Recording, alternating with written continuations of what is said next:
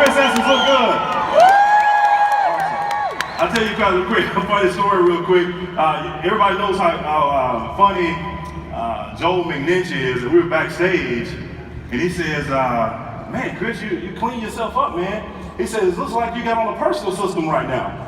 He said, yeah, Mike, you got on the diamond package, and Mike McClain just got on stage with a bottle of oil. Comparing this to how we're dressed right now, but Chris Estes looks good. He's definitely come a long way, and I still get those calls at 5 or 6 o'clock before all the galas, and Mike, can you come to my room and tie my tie? So he's come a long way, but he's still on the journey. So let's give Chris a round of applause. I couldn't get a hold of you earlier. That's why I don't have a tie on. Let's frame this up, Mike. We're going to hit for a few minutes on some multi-million-dollar tips, and I know they're multi-million-dollar tips, Mike, because a multi-million-dollar earner shared and taught those to me more than 8 years ago. You happen to be that guy, so I feel fortunate to be on stage with you today. Let's give it up for Mike Sims. Thank you. And one of the first things that you shared is simple, but sometimes the most simple things can be the most practical, the most applicable, and the most duplicatable. Would you agree? Say yes? Yes. And so it's 2008. There's a handful of us, we're like Builder 250s, and you call us in, it's before an event, and I think you're getting ready to share like this huge success tip on a comp plan or some secret, and you start talking about taking notes in front of the room and how everybody needs to see the leaders taking notes, and I'm like, that sucks. But why don't you tell and share with everyone why you told us that back in 08. I'd only been in for a couple of months, and you talked about being in front of the room, take the notes so your team can see you, because that will duplicate and you'll create a culture around learning and developing. Absolutely. Well, the things I shared with you were some of the same things that were shared with me when I first started my network marketing career 16 years ago. And one of the first things my mentors told me was, Mike, in order for you to get it here and in your heart, you must first get it on paper.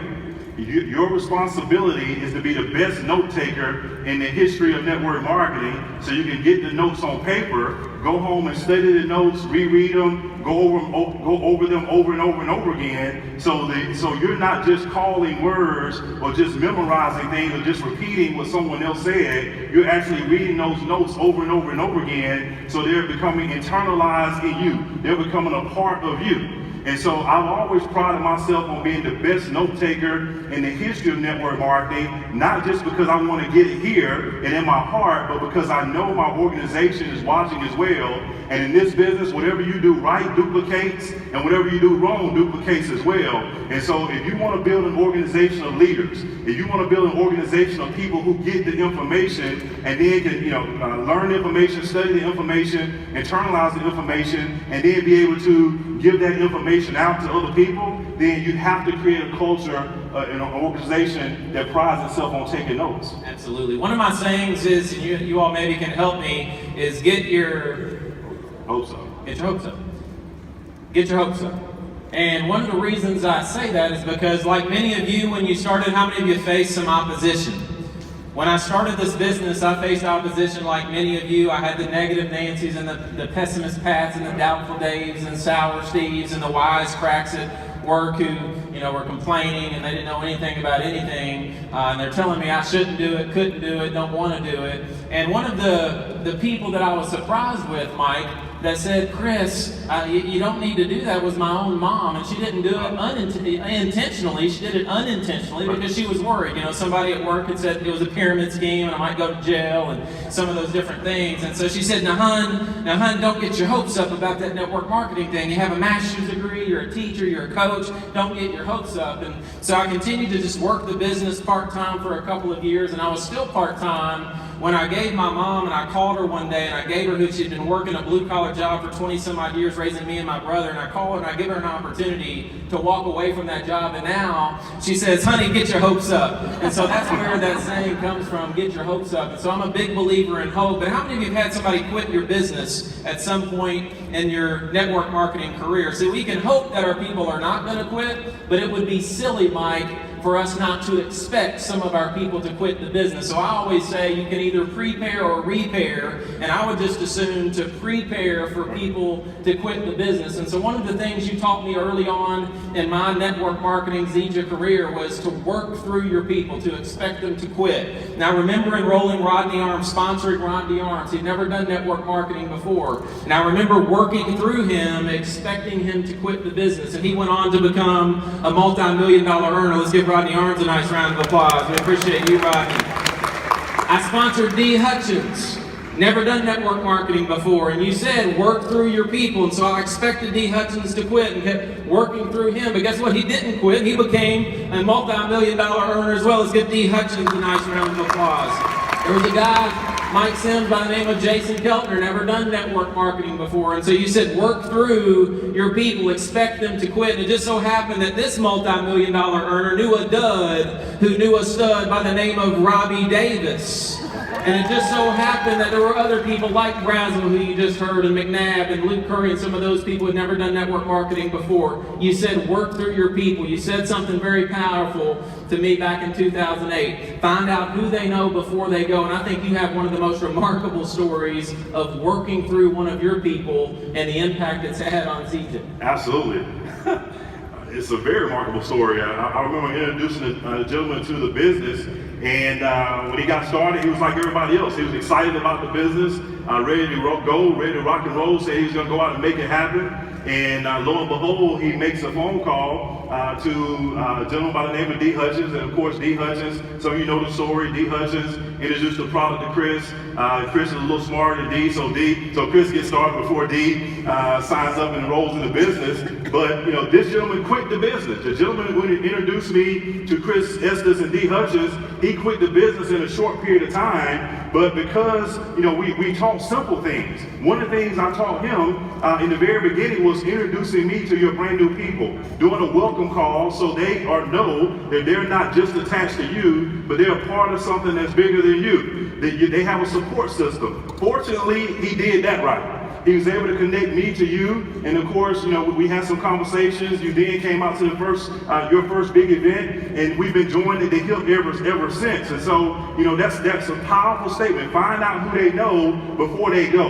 And because you have to expect that everyone won't have the mental fortitude, won't have the stick-to-itiveness, won't have the passion and the why that you have to go out and make this business happen. So find out who people know. Get connected to people as fast as you possibly can. And remember, it's not all the time who you personally enroll, it's who they know. So finding out who they know before they go is very important. And then I'll touch on something else. We've got some people that are in the business that are quit.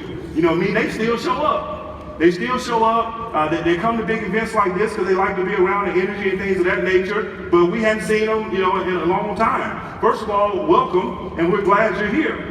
But at the same time, we got to be working in depth in our organization, because sometimes we see a leadership lead appearing where people have stopped engaging, stopped plugging in. So what you want to do is make sure that you go down in their organization to find some people who still have that passion and can look beyond the person who's created the lid. So making sure that you're working through in depth in your organization is very, very important to earning a large income in this profession.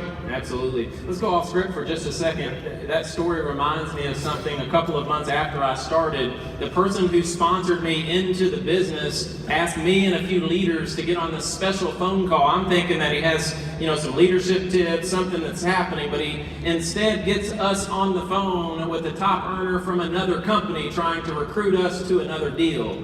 And so that's tough. A couple of months in, the person who brings you into the business, they're already trying to get you to join some other network marketing company. Unfortunately, I knew Big Mike, and so I'm texting Mike on the side on this phone call. I'm like, Mike, I need your help. And of course, Mike gets on that phone, he squashes them like a bug. And so I say all that to say a multi-million-dollar tip, one's working through your people. I think I mentioned multiple people there. The other one is protection. Right. You got to protect your people like a father, and you did that for me. You did that for so many people in our organization. Maybe you can touch on that real quick. Absolutely. I mean, it's almost like I love that analogy, like a father, but it's almost like your organization is a flock of sheep, and of course, that sheep herder makes sure that he's guiding that flock to the greener pastures. And that's what you have to do with your organization. You got to provide that protection, because a lot of times they don't know what they don't know. You know, there's all kind of gimmicks and games and all kind of craziness that are out there right now, and people get sidetracked by all kind of things. People have shiny eye syndrome. As Kevin Mullins mentioned the other day, people love the word easy. But nothing that's ever worth achieving is ever easy. And so we, as upline leadership, or the people with the wisdom as far as what's happening in network marketing, we have to be those shepherds that protect the sheep and make sure that they don't go astray, make sure that they don't get sidetracked by all the gimmicks and games that are out there that disguise themselves as legitimate network marketing opportunities, and help them stay focused. And always remember this one thing too. You know, sometimes people make a decision to go and do something different, and we wish them the best. You don't gain anything by wishing ill will to someone who decides to go do something else. But always remember, and sometimes I don't think these people understand as well, number one, wherever you go, there you are. So a lot of times, if you can't be successful in Zija, you know, with all the things that we have in place, the products, compensation, the infrastructure, chances are you won't go somewhere else and be successful either. So remember that as well. And then the second thing to remember is, you know, when someone does go do something different, the only thing different is they're now excited because it's new. So the key is to stay excited about what you're already involved in, and just stay focused and go to work, and you can achieve what Chris Estes and many others in the front of the room have achieved.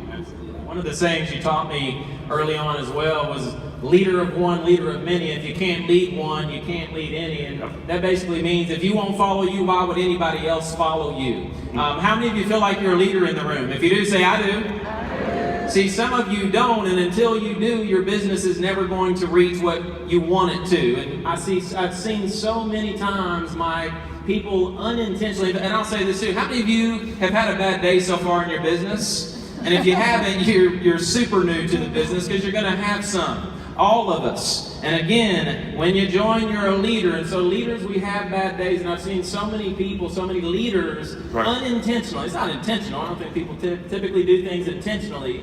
But unintentionally sabotage their business because they join the thumb-sucking crybaby diaper division. You know, they pee in their Cheerios and they cry because it tastes bad.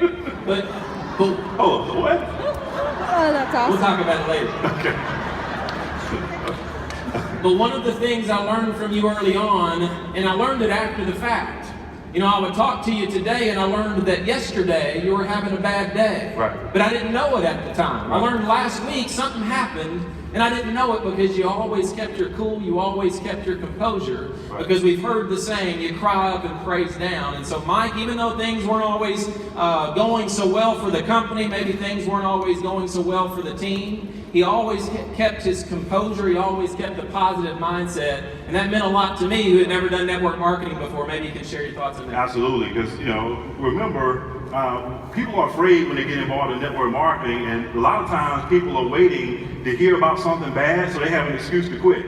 And so one of the things you never want to do is share anything that's not going good for you or good for the company, whatever, with anyone in your organization, unless there's someone who's evolved into a level of leadership, like my good friend and partner here, Mr. Chris Estes. And so, you know, everyone has a bad day, as you mentioned. If you're not having a bad day or never had one, that means you simply haven't got started in Zija yet. That's all it means. Adversity is going to come. But here's what I'll tell you, as a leader, you can't afford to have a bad day. You can have a bad 5 minutes, but you cannot afford to have a bad day. And as I mentioned in the breakout session, you know, we are the big gears. And it's suppose something bad happens in the business or out of the business, and it causes us to get into a slump. That means we stop turning. And when we stop turning, we stop turning. And when the big gear stops turning, all the other smaller gears stop turning too. When you take a week off because you're in a bad mood or you know, depressed about something, your organization will then take a month off. And so one of the things I'll always put into practice, when things are going bad, I can tell everyone how to stay depressed. All you got to do is look down. That's all you got to do. But if you want to pop yourself out of that depression or out of that bad state, look up. Look up. That's all you got to do. Look up, say a quick prayer, and keep moving. Understand that there are a lot of people counting on you and relying on you to snap out of it really quickly. And then of course, you got to have a short memory. A lot of times in this business, we remember the things we should forget, and then we forget the things we should remember. And so if someone, rubs you the wrong way in the business, because leaders will always do that eventually at some point, and you've never done anything in the business yet until someone blames you for their lack of success. Remember that, okay? Until someone blames you for their lack of success, you're not a leader yet. Remember that. And so here's the thing, you forget, when that stuff happens, we forget the good things that somebody did. We forget, or we try to remember and rehash the things that didn't go right, and we carry that baggage. And this business is like an airplane. An airplane, Delta Airlines will not let you on that plane if you got too much baggage. It will not happen. They got a 50-pound limit for that baggage. If you bring a whole bunch of baggage or keep dragging baggage to event, or never get out of that slump mentally, your plane will never soar. You'll never get your business off the ground if you keep bringing baggage from whatever it is and going out trying to build this business. So you make sure that you remember that you can't have a bad day. You can have a bad couple of minutes, call someone who can support you and can give you some good advice to help you get through it, and then jump right back into going out and making it happen. Mike, another mentor of mine, we'll call him P.O., he said, leaders don't have bad days in the present. They only share their failures from the past to make the connection. Absolutely. So we have to be the faith and the hope for our people. We feed the faith, we starve the doubt. And so we have to buy into that concept. And to me, Mike, that's been a multi-million-dollar tip that's helped me propel. How many of you all know someone that's getting older, but they're not getting any better? Anybody know somebody like that? Oh, yeah. Anybody sitting by them right now? Mike, most people are anxious to improve their circumstances. They are not anxious to improve themselves. I remember early on that you would tell me stories about somebody saying, Mike, I just don't have the time. Mike, I just don't know what to read. Mike, I don't like to read. Right. How and why is growing every day so important to your mindset? Man, I tell you, it's everything. And some of you heard me say this statement before. If you don't engage in daily personal growth and development, find something else to do, because network marketing is not for you. It will never work for you. I'll repeat it again. This business will never work for you unless you engage in daily personal growth and development. And it's something that you got to intentionally do. It reminds me of a scripture. I think it's 1 Corinthians 13:11. It says, I'm not going to try to quote it exactly, but it says, I thought as a child, I acted as a child. Y'all know scripture, but I put away childish things. And that, when it says put away, that means it's something that you intentionally do. It means you have to purposely do it. And so we talk about personal growth and development. If we're not doing it every single day, then we aren't growing. In this business, if your income somehow outpaces you, your income will quickly run back to meet you wherever you are. So you got to make sure that you're reading the books and immerse yourself in personal development. My first year in network marketing, I disconnected my cable and I watched no TV my first year in network marketing. Why? Because my sponsor told me, until I'm at $20,000 a month, I don't deserve to watch television. My rebuttal was, and I at least need to watch the news and the weather. He said, why do you need to watch people on the news and watch their problems and you got enough for your own? Okay? I didn't listen to the radio. I didn't do anything secularly. I immersed myself in personal growth and development, and at the end of that first year, I was at $20,000 a month in income. Now, here's what I'll tell you, and I've changed my philosophy on this a little bit too. I'm not changing it, but kind of refined it. I used to tell or give people an entire list of books they need to start reading. And I found that, people get more excited about completing a book than mastering the concept. Okay? And so now, I would suggest to people, and we don't have time today to get into specifics, but I would suggest to people probably 5 or 6 books. That if people read these 5 or 6 books over and over and over again and master the concepts in those 5 or 6 books, it'll do wonders for you. Don't try to get through 300 books. Master the concepts in the 5 or 6 books. And I learned that from Bob Proctor, someone I got a lot of respect for. He reads Think and Grow Rich every single day to this day, and he's read it every single day to this day for the last 40 plus years. And we see what he's been able to accomplish. And so find some books and talk to your upline, get the books that they read that's had the most impact, and master the concepts in those books. And don't just try to say, because you don't get a gold star or an award for reading 300 books. But you become a diamond, a multi-millionaire for mastering concepts in different books. Absolutely, and I was that person that said, Mike, I don't have the time. Teacher, coach, triathlete, have all these other things. I haven't read since high school. You know, Right. I'm going to start right now. And you set me up for success, and I would encourage you, ditto Mike, into setting your people up for success. Let's baby step them into the growth and development process, because that's what you did for me. Multi-million-dollar tip. You buy into this simple stuff or not, and you can look at where you are, what your business is doing. I'm just sharing with you what you did for me 8 years ago, where I'm at today, so fortunate and thankful. Here's all you said to me: Chris, in the morning, just read a few pages. In the evening, read a few pages. And so here's what I did. I read 5 in the morning, read 5 at night. 10 pages a day, 30 days a month, typically 300 pages. That's typically more than one book. First year, I did read 15 books. What if you took one concept from each book, you applied it to your life, you applied it to your business, started highlighting the things in the book. Then I took book notes, had book binders. Right. Now, 8 years worth of reading where I could reference back to all of those different things. And what did it do? It changed my perspective. Instead of being bitter, I started getting better. Instead of looking at my cup half spilled, I looked at it as half filled. Instead of talking about what I was going through, I started talking about what I was going to, or where I was going to. And so I started making things happen versus letting things happen, folks. We don't get in life what we want. We get in life what we are. And so why don't we just become the best version of ourselves? Absolutely. And I add to that, we also get in life what we're prepared for. And so, you know, one of the main things we got to do in this business is be prepared for your season of growth. And I've used this analogy before. If we go to Nordstrom right now across the street, they've already got winter clothes in there, and it's just the start of winter. But they have winter clothes in there in the middle of the summer. Why? Because they were prepared for the next season of growth. By the time December gets here, Nordstrom will already have spring clothes on the rack, because they're prepared for what? The next season of growth. Why is the department store more prepared for their next season of growth than we are? So it's very important that we prepare ourselves, because in life we get what we prepare for, and we get who we are as well. Ready? New blood is the... Very good. I like that kind of test. It's open book. I mean, open book test. Tell us the answer. Yeah. And so, Mike, what I want to know from you is so we're leaving this. In fact, look at the person beside you and say, do your job. Look at him. Do your job. Now look right back at him and say, go get to. You see, when you leave this event, and you should leave this event, Mike.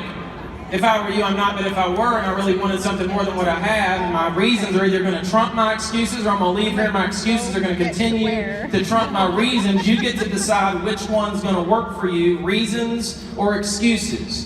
But if you leave out of here and you go do your job, which is to at least get 2, so then you can get 5, we know new blood's the lifeblood. What's your advice to all of these people who should be enrolling new people when they leave here? Man, I tell you, I talked about a couple weeks ago on a couple conference calls. This event is going to be monumental for you because of what you do during this event and after this event, and also before the event, but it's too late for the before now. So what I've done over the last couple of weeks is I prepared for this event. I know what I was going to do at the event, and then of course I already have a game plan of what I'm going to do once I leave the event. I've already got my funnel full. And so as someone said yesterday, you know, right now we should be making phone calls to people and filling our funnel up right now, because I think someone mentioned earlier today that, you know, you want to have your first 5 people by January. Not Mike Sims. I got to have my first 5 people in the next 2 weeks, tops. Okay, I got 3 ready to go right now. January is too late for me. Okay, I'm not about January because I don't know what's going to be happening in January. You don't know what's going to be happening in January. You don't know if there's a family crisis. You don't know if there's a health issue. You don't know what's going to happen in January. We got to leave out of here with a major sense of urgency right now. So in this first 7 days when you leave here, our goal should be to have our first 2 people and go ahead and start getting them in the process of enrolling their first 2 people, so they can quickly get their investment back. I'm also making sure that through the entire organization, we reinstill a culture of private business receptions or home parties, so people can start popping in that DVD, pressing power, pressing play, and then corporate and myself do the presentation and help people enroll. We'll build leaders faster, we'll build momentum faster, we'll duplicate faster, everything will go faster if we start doing those things right now. And so I'm leaving out this event with a major sense of urgency. This event, if you don't leave out here with a major sense of urgency, this event will be as if you came to Utah just to be entertained.